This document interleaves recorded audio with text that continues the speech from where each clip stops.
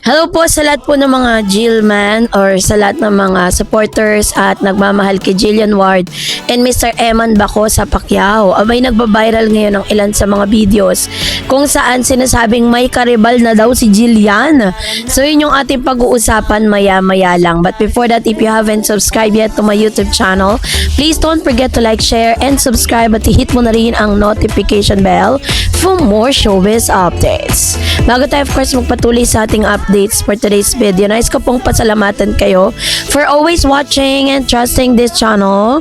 Thank you so much sa inyong laging panonood at palagi ang pagsubaybay sa mga updates po natin. Maraming salamat po.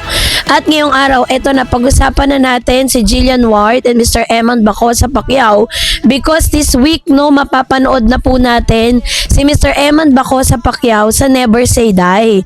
After a long, yung pinaka mahabang paghihintay ay mapapanood na natin finally ito pong si Mr. Eman Bacosa, no? So titignan natin kasi from the time po kasi na in-announce ng GMA na siya po ay kabilang na sa Never Say Die ay unti-unti pong nag-take off muli yung kanila pong rating. So tignan natin what would be the yung pinaka aftermath pagkatapos po na mapanood natin si Mr. Eman Bacosa Pacquiao kasi aminin mat natin o hindi, talagang malakas po si Eman at si Jillian. Kasi alam nyo bakit po sila ganun ka dami yung mga natuwa sa tambalan nila kasi may sincerity, meron pong genuine reactions at nakikita natin na genuine din yung kanilang pagkakaibigan. Kaya naman po sa lahat ng mga supporters ni Miss Jillian, parang mas natutuwa sila kay Eman Bacosa kaysa po sa ilang mga aktor na napa-link sa kanyang pangalan, So this time is meron po kasing isang programa na parang napanood si Eman. Tapos meron pong isang girl doon na parang kinikilig kay Eman. So panoorin natin to. Hindi si Eman ang guest, matalino yan. Oo, pero pag si Eman ang guest, natataranta lang. Natataranta.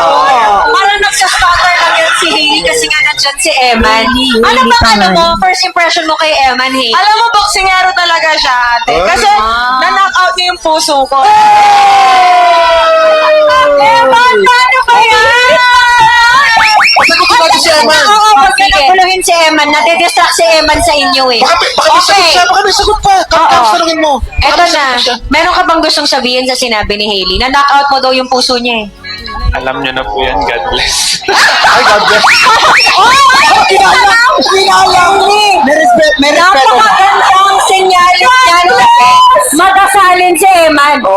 Ginawa ang tita. Doon pa lang. Okay. Wala talaga, no? So, dito po, talagang nag-viral po itong videos na to kasi parang sinasabi tuloy ng mga netizen na kahit sino pa yung mga nililink or parang kahit sino pa yung mga nagkaka-crush or nagkakagusto kay Eman, wala pa rin talagang tatalo kay Jillian. Kasi pag si Jillian ang pinag-usapan sa mga interviews is parang kinikilig si Eman, 'di ba? Nag-iiba yung kanyang mood.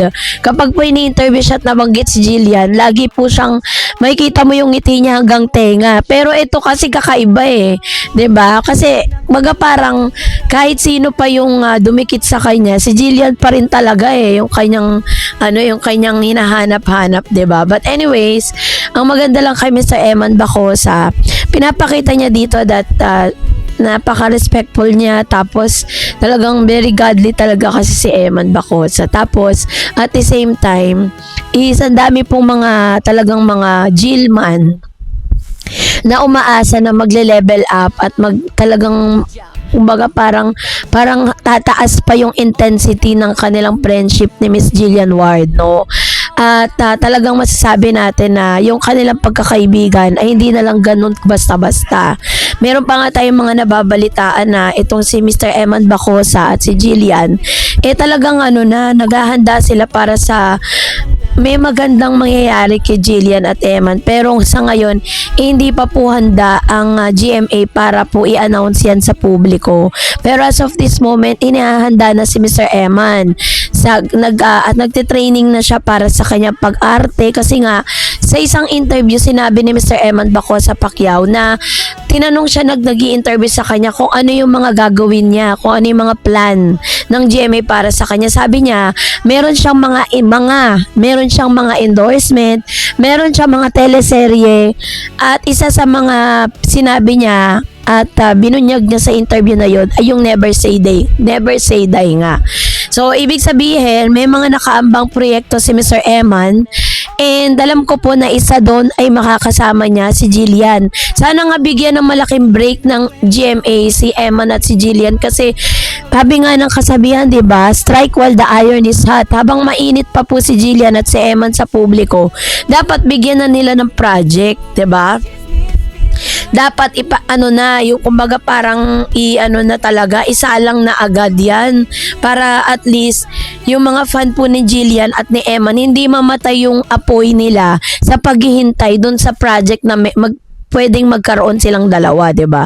So nakakatuwa lang dun po sa dun po sa programa ng GMA na isa talagang halos lahat ata parang lagi siyang guest, no? Ito po yung patunay na parang gumagawa na rin po ng paraan ang GMA para i-expose si Eman sa mga programa ng GMA dahil po sa malalaking proyekto na ibibigay kay Eman. Pero according po sa mga source na parang magigest lang po siya sa Never Say Die.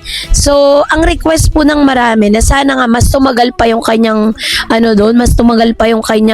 parang yung kanyang character sa nasabing serye. And tonight is this week mapapanood na natin siya ng dire-diretso at paano nga ba makakaapekto or ano nga ba ang magiging papel ni Eman Bacosa Pacquiao doon po sa sa serye na yon. Ano ang magiging relationship niya kay Miss Jillian, no? So yun po yung dapat nating abangan, no? Dahil talagang kaabang-abang naman talaga ang lahat ng mga magaganap. Sa ngayon po is naghahanda po si Miss Jillian Ward dahil possible din po yan, no, na si Miss Jillian po is may mga nakaamba rin dahil matapos nga po na umingay yung pangalan din niya with Mr. Eman. Kung si Eman ang dami pong mga offers sa kanyang endorsement, si Jillian mas dumoble pa. No, talagang mas dumami pa yung mga magtitiwala sa kanyang mga brands. And isa rin sa mga inaabangan natin yung pagsamahin sila sa isang endorsement ng isang food chain. Yun yung abangan natin kasi ayun po yan, talagang kapag ikaw ay kinuha ng mga food chain like Jollibee, McDonald's, KFC, diba? O kaya naman yung mga malalaking mga food chains sa Pilipinas, talaga masasabi nating ikaw ay isa na sa mga pinag-uusapan at sikat na celebrity dito po sa Pilipinas. Kaya naman abangan po natin yung mga kaganapan sa kanila. At dito makikita rin natin na kung ano man yung mga upcoming projects po nila na ginagawa po ng GMA. So yun po yung dapat nating abangan at subaybayan po natin ang mga next vlogs and next updates patungkol sa dalawang ito.